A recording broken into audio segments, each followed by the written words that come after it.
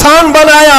مفسرین فرماتے ہیں یہ جو انسان پیدا کیا اس سے مراد آدم علیہ السلام ہے, اور قرآن سکھایا اس سے مراد محمد رسول اللہ. سبحان اللہ. اور رب تبارک و تعالیٰ نے اپنے نبی کو اس وقت علم دیا ہے جب ابھی آدم کو پیدا بھی نہیں کیا. معلم کائنات کی امت ہو میرے عزیزوں, معلم کائنات کی تم امت ہو, اور جاہل رہنا تمہیں زیب دیتا ہے. اس رسول پاک کی امت ہو جس نے پوری کائنات کو علم کا انقلاب دیا ہے. علم کا انقلاب. جب حضور پاک صلی اللہ علیہ وسلم مدینہ طیبہ تشریف لائے تھے, 6 لوگوں کو صرف لکھنا آتا تھا. قلم پکڑنا کتنے لوگوں کو آتا تھا؟ 6 لوگ. 10 سال کا عرصہ گزرا حضور پاک صلی اللہ علیہ وسلم کی وفات کے وقت 80,000 لوگوں کے ہاتھوں میں قلم تھا. سبحان اللہ. سبحان اللہ. یہ انقلاب زندگی بھر کا کوئی ٹیچر بھی نہیں کرتا. وہ رسول پاک صلی اللہ تعالیٰ علیہ وسلم نے علم کا عظیم انقلاب پیدا کیا تھا.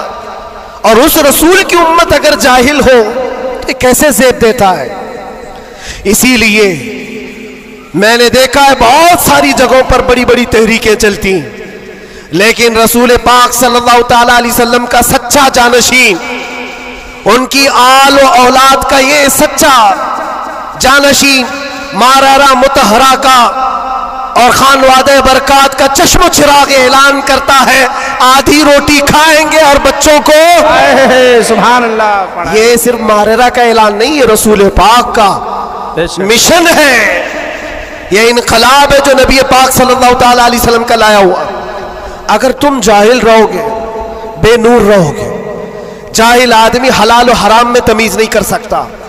جاہل کو کفر اور ایمان پتہ نہیں ہے. جاہل کب گمراہ ہوگا اسے خود پتہ نہیں چلتا.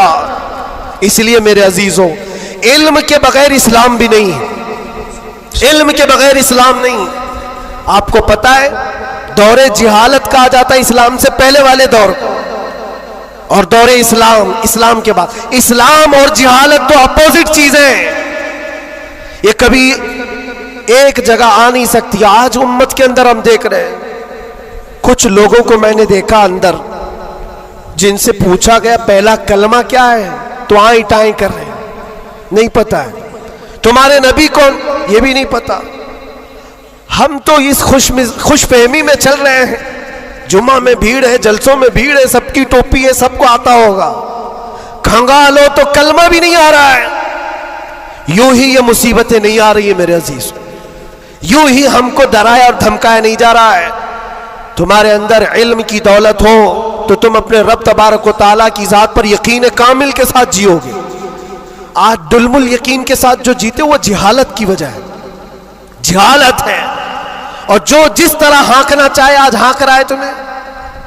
علم کی طرف آؤ, علم کی طرف. ہر بچے کو آج پڑھا لکھا ہوا ہونا ضروری ہے, ہر بچے کو. اور جب ہم علم کی بات کرتے ہیں تو کچھ لوگوں کو یہ لگتا ہے مولانا صرف مدرسوں میں لے جانے کی بات کرتے ہیں, مدرسوں میں لے جانے کی بات کرتے ہیں. علم صرف مدرسوں کی بات نہیں ہے. علم کو جو فرق کیا گیا ہے نا, یہ دینی علم ہے, یہ دنیاوی علم ہے. ابھی آپ سے میں پوچھوں دینی علم کیا ہے, دنیاوی علم کیا ہے, آپ یہی کہیں گے قرآن, حدیث, فقہ, یہ سارے دینی علم ہیں. سائنس, جغرافک, فزکس, کیمسٹری, یہ دنیاوی علم ہے. یہ غلط سوچ ہے, غلط کانسیپٹ ہے. دینی اور دنیاوی علم اس طرح سے فرق نہیں کیے جاتے. اگر آپ قرآن کا علم, حدیث کا علم, فقہ کا علم پیسہ کمانے کے لیے حاصل کر رہے ہیں تو یہ دنیاوی علم ہے, وہ دینی علم نہیں. مدرسوں میں بھی وہ دینی علم نہیں. اور سائنس پڑھتے ہو, جغرافی پڑھتے ہو, کیمسٹری پڑھتے ہو اللہ کو پہچاننے کے لیے تو یہ دینی علم ہے, یہ دینی علم ہے. تمہاری سوچ سے ہی دینی اور دنیاوی کا فرق ہوتا ہے, نہ کہ ڈپارٹمنٹ اور شعبے سے فرق ہوتا ہے. اس لیے جو بچے کالج میں, یونیورسٹیز میں, وہ اپنا کنٹینیو کریں, بڑھیں آگے.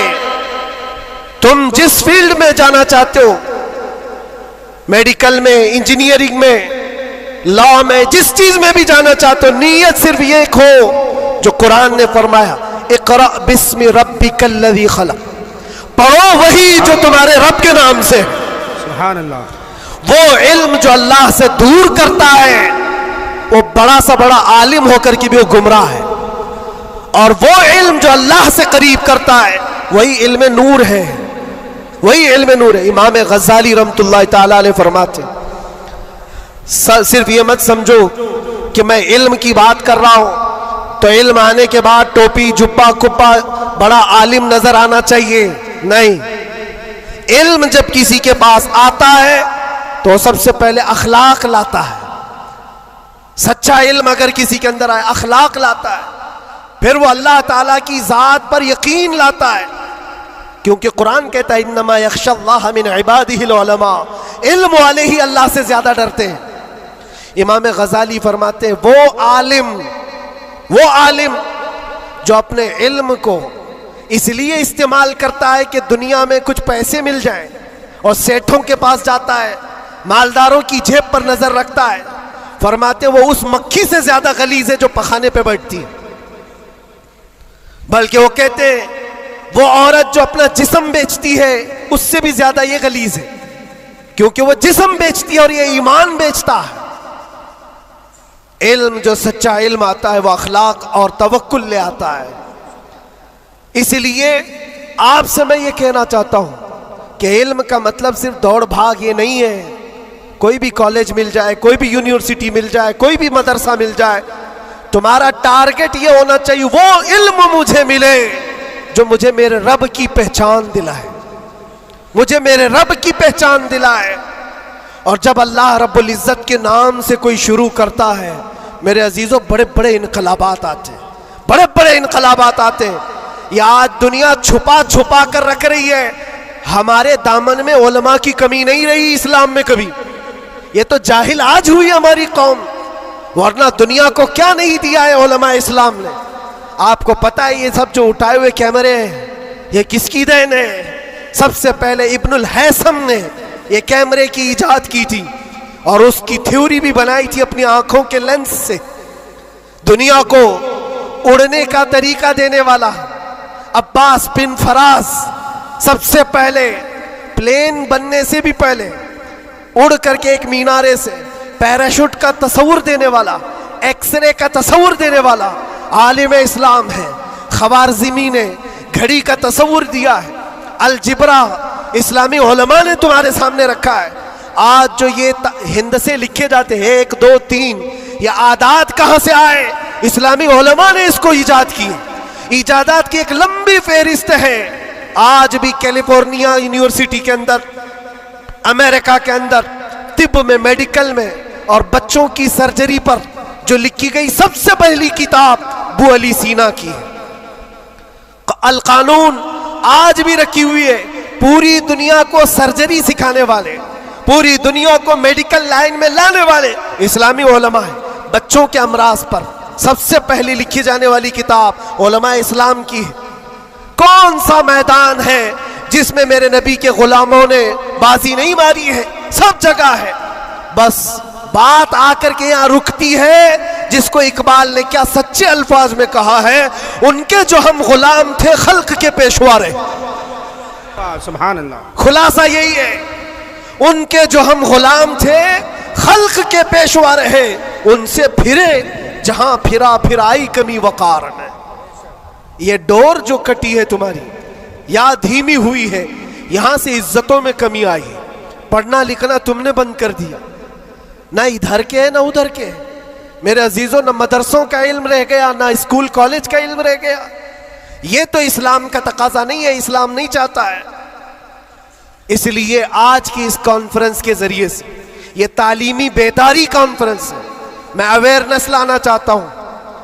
اور اب اگر کوئی یہاں بیٹھا ہوا یہ عہد کر کے اٹھتا ہے کہ مجھے علم حاصل کرنا ہے، ہماری یہ کانفرنس وصول ہوگی، دل میں سوچتے ہو حاصل کرنا ہے، اور علم کی کوئی عمر نہیں ہوتی۔ یہ مت سوچنا میری شادی ہو گئی، بچے ہو گئے، اب کیا پڑھوں گا۔ ارے بوڑھے ہو جاؤ، داڑھی سفید ہو جاؤ، تب بھی تمہارے علم حاصل کرنے کی عمر نہیں جائے گی۔ سیدنا عمر ابن خطاب جلیل القدر صحابی ہیں، کہتے مجھے سورہ بقرہ پڑھنے میں 12 سال لگ گئے۔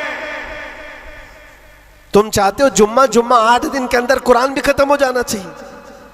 ہاں، اس میں مٹا دو اپنی ہستی کو اگر کچھ مرتبہ چاہو کہ دانا خاک میں مل کر گلے گلزار